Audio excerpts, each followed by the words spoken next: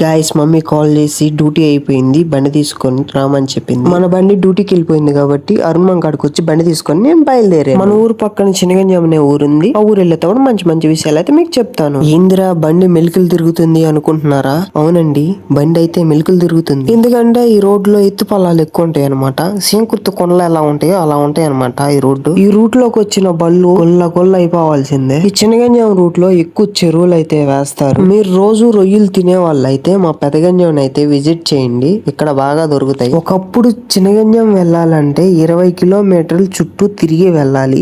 ఇప్పుడైతే ఆ బాధ అయితే లేదు. పచ్చూర్ నియోజకవర్గం ఏలూరి సాంబశివరావు గారు చినగంజాం పెదగంజాం మధ్యలో ఉన్న రొంపేరు కాలువ అయితే ఇది. బ్రిడ్జి అయితే కట్టించినందుకు జర్నీ అయితే చాలా అయితే తగ్గింది.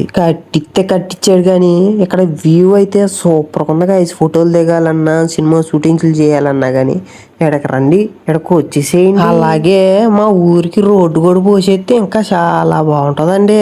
అయినా గైస్ ఈ ఏలూరి సాంబశివరావు గారు చాలా మంచి పనే చేశాడు గైస్ మమ్మీ కాల్ చేసి ఆటోలో వస్తున్నాను బిజ్జీ కాడ ఆగు అని చెప్పింది. సో అయితే ఇప్పుడు మళ్ళీ మనం బిజ్జీ కాడికి అయితే వెళ్ళాలి. గైస్ మమ్మీ అయితే వచ్చేసింది. వీడియో నచ్చినట్టయితే don't forget to like, share and subscribe.